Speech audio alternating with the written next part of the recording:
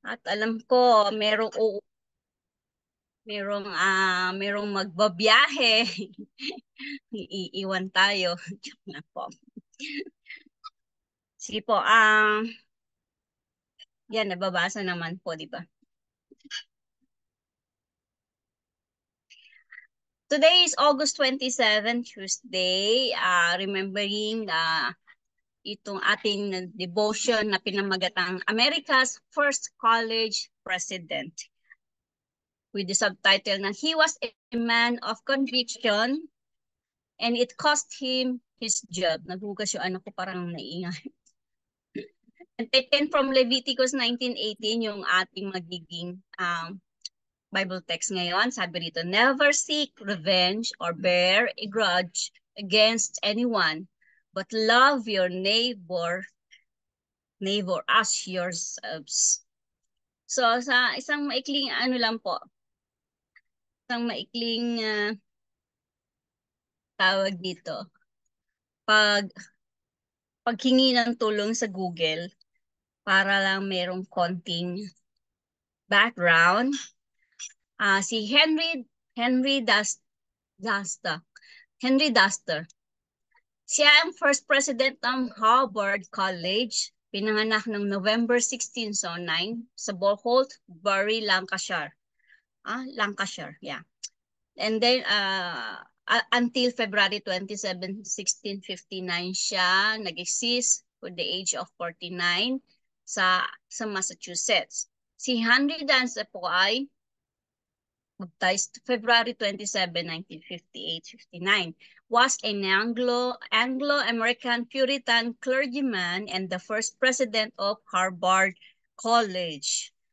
Was an important precursor of the Baptist denomination in America, especially regarding infant baptism, soul freedom, religious liberty, congregational governance, and a radical biblicism. Duster House, one of the 12 residential houses of Harvard University, is named after Henry Duster. So, meron po tong history.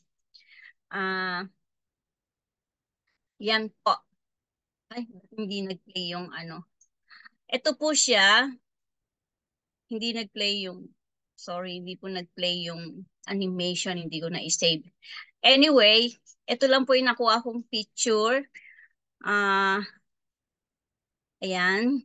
America's oldest corporation and first CEO in Harvard. Meron po siyang libro.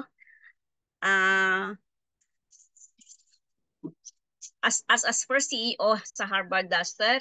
Ito po yung itsura ng Harvard way before. Ito yung libro niya, ito yung book niya, Life of Henry Duster, first president of Harvard. Hanggang ngayon, meron po ito sa, na-order pa rin po to online. And binigyan din siya ng ito, Metropolitan Board. Parang ano to parang ano ba yung tawag doon? Naka ano po yan doon. And ito rin, nakalagay din ito sa, na nakita kong sa Wikipedia, which is, binigyan pahalaga yung kanyang grade. So, yan po. Pasensya na, hindi nag-work yung animation ko. So, to proceed po, sabi niya, the Lord gave me an attentive ear. Sika po, lagyan natin ng slideshow. Sa slideshow, yan. Para mas nababasa po natin. So, yan. Ang sabi po doon, the Lord gave me an attentive ear and heart to understand preaching. Maganda po tawag dito, ma-encourage tayo at ma-inspire tayo sa story ni Henry. As the story goes on, samayan nyo na lang ako sa pagbabasa. And then sabi nga, the Lord showed me my sins and reconciliation by Christ. And this word was more sweet to me than anything else in the world. Sabi niya yon. So, reads the testimony of Henry Dunster, born in 1609 in Bury, England, after receiving bachelor and master degrees at Cambridge University. He was ordained as a minister in the Church of England.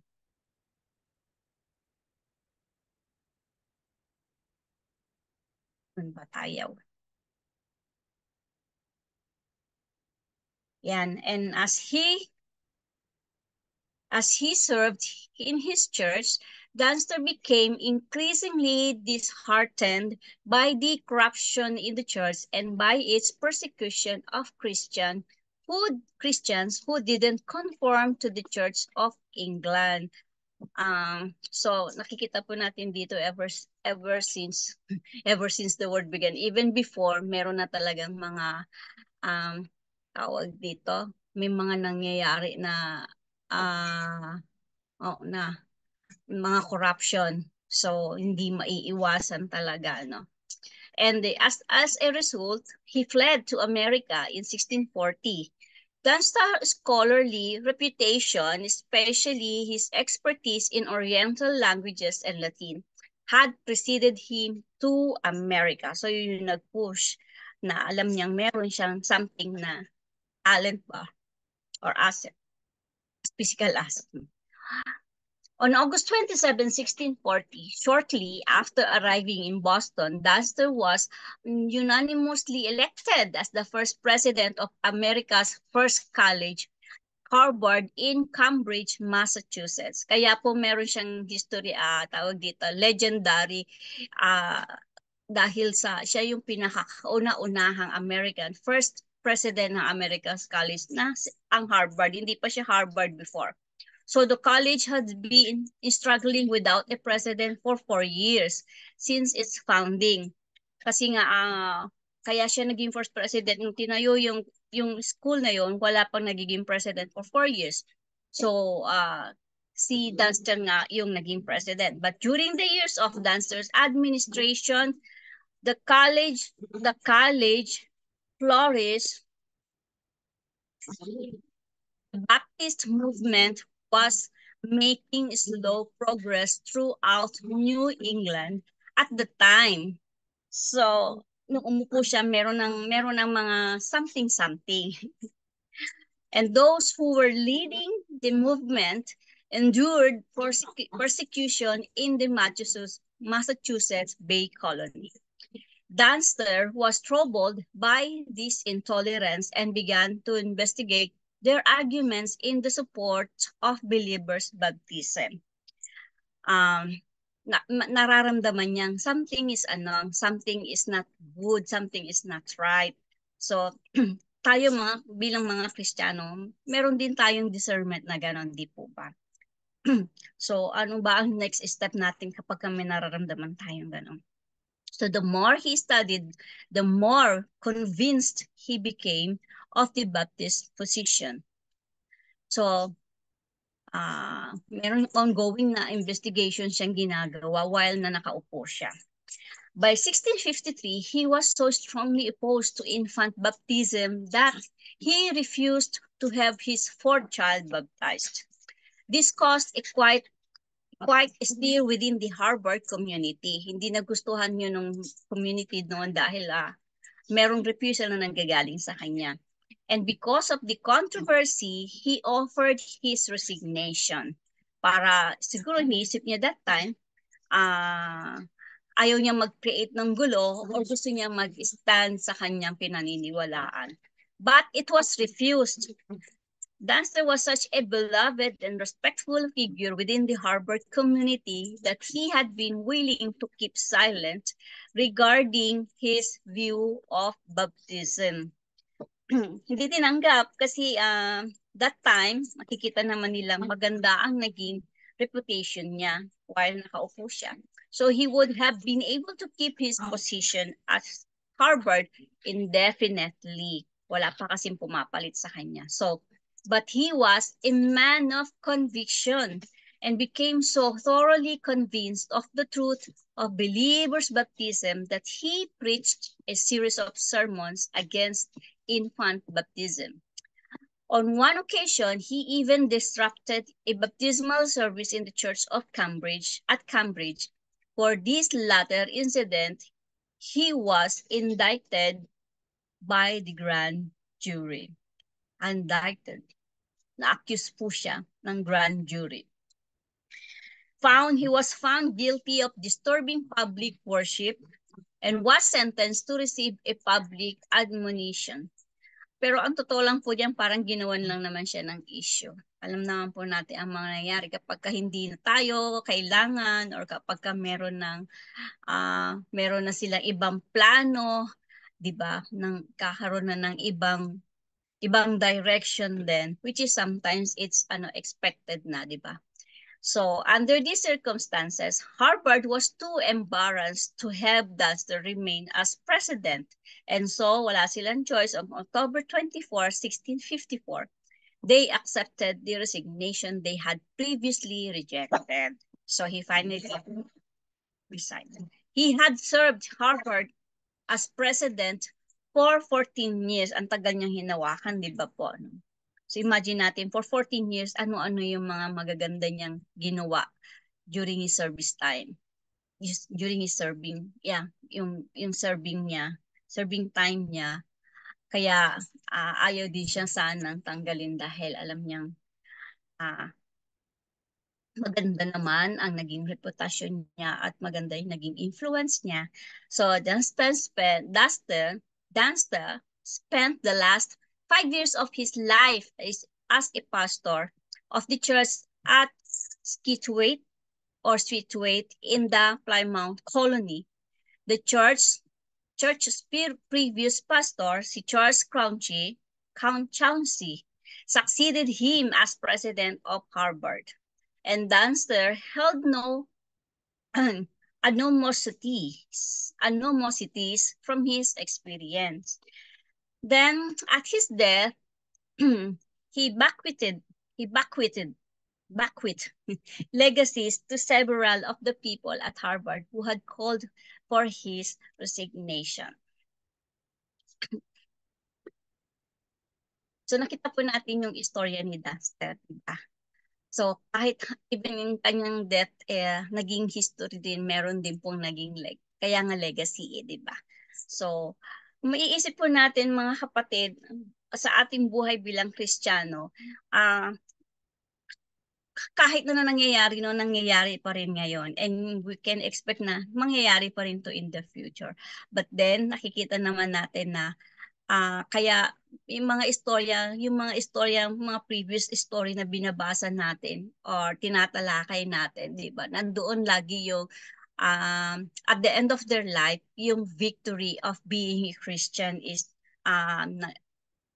yun yung nangingibabaw, di ba po ba? Yung pagiging firm sa faith and yung pinaglalaban yung faith, lalo na kapag ang usapin is yung paano ba yung leading ng Holy Spirit at yung totoo, yung nanggagaling sa Word of God, di po ba? And kung paano natin, kasi mahirap pag hindi natin meron tayong conviction sa sarili natin, nararamdaman natin yan. And yung bang nadidiscern natin kung ito ba yung tama or hindi, nararamdaman natin yan at pinubulong sa atin ng Holy Spirit, di ba? So, kahit na lumaban tayo, kahit na ipaglaban natin yung tama, hindi tayo dapat matakot kasi meron naman tayong Holy Spirit na siyang nagka-guide sa atin. So, sa ating pong reflection, Henry Dunster realized it was a great honor to be the first president of the first college in America. So yet, when he was removed because of his convictions, he didn't bear a grudge against his opponent. Ang sarap po, di ba? No? So wala siyang regret. Parang naisip niya, during his 14 years na nag-serve siya doon sa college school, alam niyang binigay niya yung best niya at alam niyang marami siyang na-impluwensyahan at na marami siyang nabigyan ng inspirasyon na to do good and to be good. And also, di ba ipinangalan pa nga sa kanya yung some part of the school, yung some part of the and nakikita po natin dito dahil sa conviction, maraming pwedeng mangyari. Minsan sa buhay din natin, yung some of us siguro naranasan din natin to. Pero ah nakaka-inspired po, 'di ba? Masarap pakinggan dahil nga i-inspired sa mga position or sa mga powers, hindi dito pinakita niya na hindi baliwala yung power sa kanya, baliwala yung position. Ang mahalaga sa kanya na ipaglaban niya kung ano yung tama. Amen po ba? So, sa atin meron po ditong for our reflection, how prone are we to holding grudges? How do we feel about those who have wronged us? Can we graciously forgive them? Kung ma-imagine po natin yung buhay natin na katulad ni Henry Dunster, ano po ba ang mararamdaman natin? Are we going to do also yung kung ano yung ginawa niya? Or is the other way around? Katulad ng tinatanong dito, kung meron po tayong mga na-experience during our past lives or even today, meron ba tayong mga grudges na parang nagpapahirap sa atin, sa puso natin, sa kalooban natin dahil hindi natin ma-release or hindi pa natin maipatawad ng mabigyan ng kapatawaran completely yung mga taong nakasakit sa atin, pwedeng physically, emotionally, or spiritually.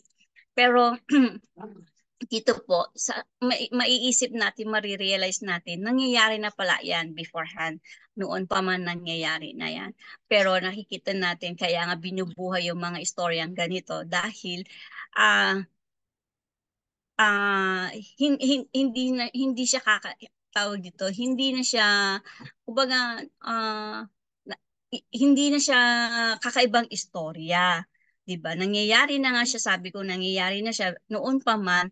So kung mangyayari man siya ngayon, meron na tayong idea kung ano yung dapat mangyari or kung ano yung dapat nating gawin. So ito po ang ating reflection mga kapatid. So ulitin ko po, how prone are we to holding grudges? Kung meron man, and how do we feel about those who have wronged us? Can we graciously forgive them? So bago ko po ibalik sa ating sa ating reflection, gusto ko pong uh, pagpatuloy natin ang ating pagbubulay-bulay sa pamamagitan ng awit na ito na lakas, yes, na ang storya ng buhay natin spiritual is every day is a blessing po, 'di ba? So this is our story that God is always with us. So kung babalikan po natin yung ating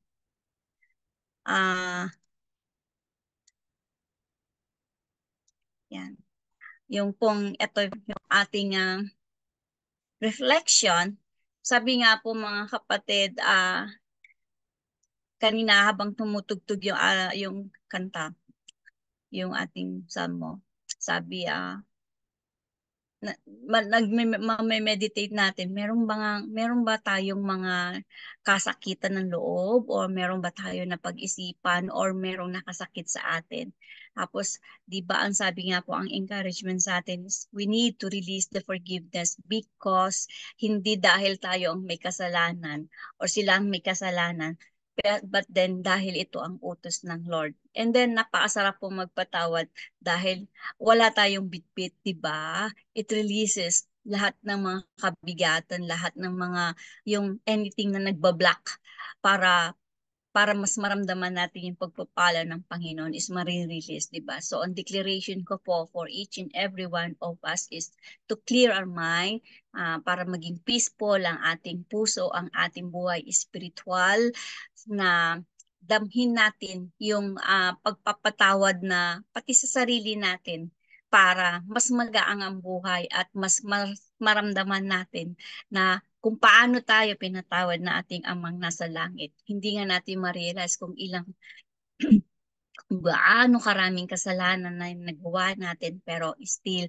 andyan pa rin si Lord na handa at magpatawad at nagpapatawad at magpatawad sa atin at tinatanggap tayong buong-buong puso.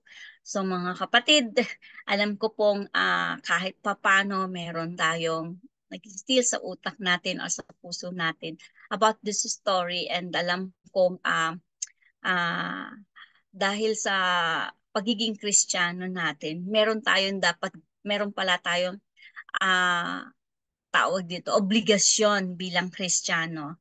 And yun ay yung kapag ka meron tayong nararamdaman convictions at meron tayong yung discernment, wag na nating ipaglaban po natin yun dahil alam natin kakampi naman natin ng ating amang nasa langit. Amen to that. And for this po, kung meron pong gustong mag-share or meron gustong magdagdag, I just want to thank you for letting me share this short story.